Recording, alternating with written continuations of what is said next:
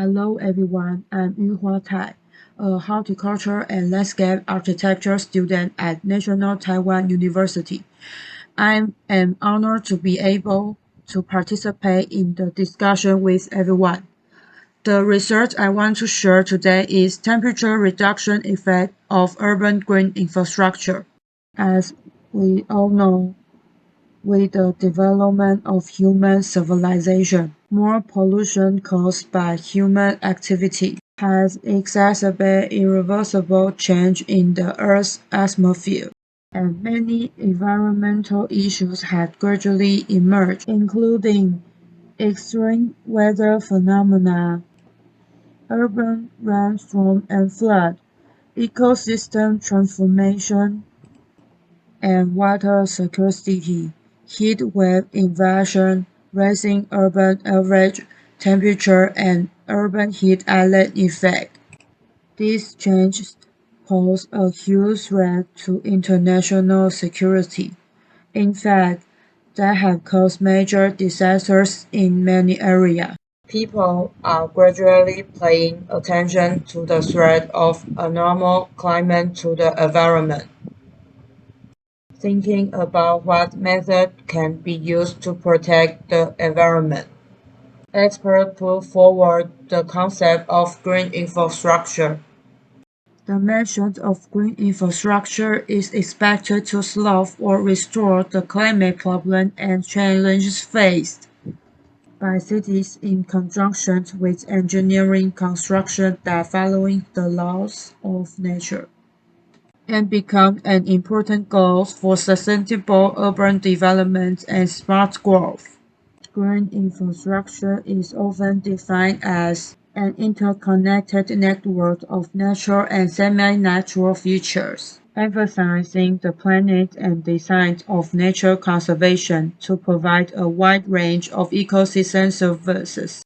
In terms of providing climate regulation services, green infrastructure is more defined as a space that provides shade, evaporates and cools, and changes airflow and heat exchange to alleviate the negative effect of urban warming. The problem of research is that in the aforementioned definition, it is impossible to provide a clear and quantitative description of the benefit and a uniform scale for green infrastructure. It is possible to use the current natural environment in Taiwan to provide a clear and unified definition of green infrastructure for the benefit of climate regulation on a scale. The purpose of this research is to use land cover to analyze the distribution of green infrastructure in urban space and compare their counting benefit. The study area is the three administrative districts in the center of Taipei City: Wanhua District, Zhongzheng District, and Da'an District. The research tool is satellite image data.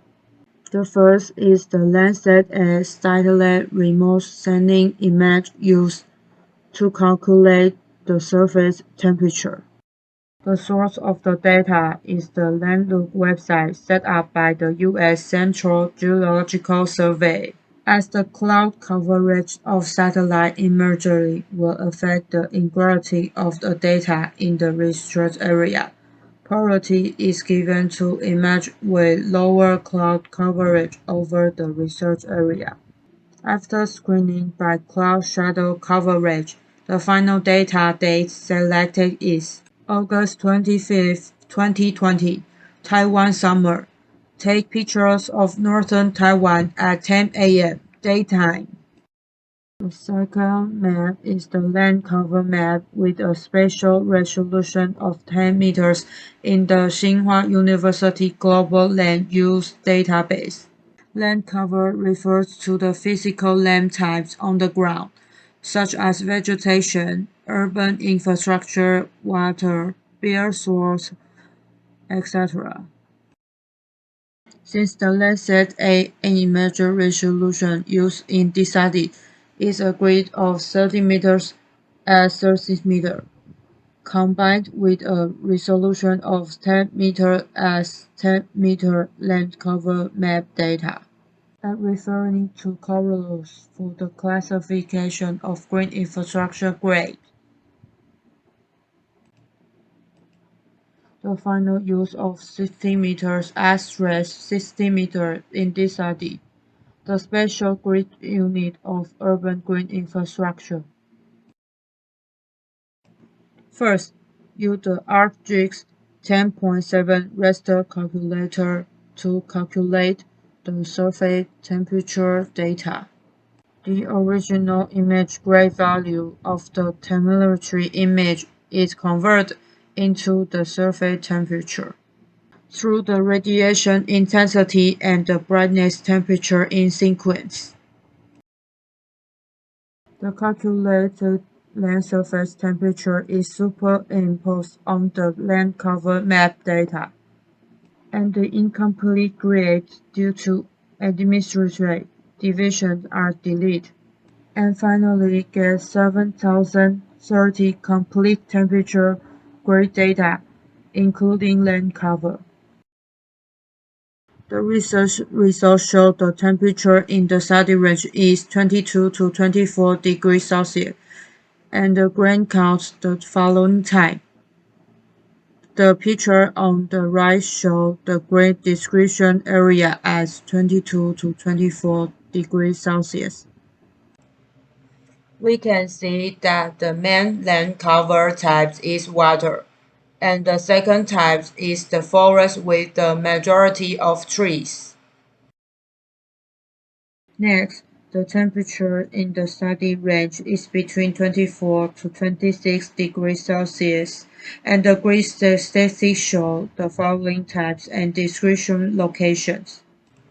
The land cover types in this temperature range can be seen from the table, which is mostly covered by grassland and part of forest, below 50%. Then, there are the types count when the temperature is between 26 to 28 degrees Celsius in the study range. As the temperature increases, it can be seen that the land cover type is gradually covered by impervious pavement, and the proportion of natural land cover gradually decreases. Finally, the distributions and statistics of 28 to 29 degrees Celsius, the highest temperatures in the research range. This part of the land cover type is almost completely covered by impervious pavement. From the foregoing result, it can be seen that in land cover, when the proportion of water body is higher, the surface temperature is lower, indicating that its cooling effect is better, followed by the area covered by plants, and the cooling effect of tree will be greater than that of shrub and grass. As the proportion of improving pavement increases, the higher the surface temperature, the lower the cooling effect. These studies only use land cover as the base for describing green infrastructure. In the future, other special factors, such as spatial screen volume and building volume, should also be considered as analysis variables. At present, only the cooling capacity of the single grid is considered. Should consider whether there is a mutual influence relationship between each grid. It is hoped that in addition to providing a clear and quantitative description of cooling benefit, the research results can also filter provided the distribution of cumulative benefit of green infrastructure in the space,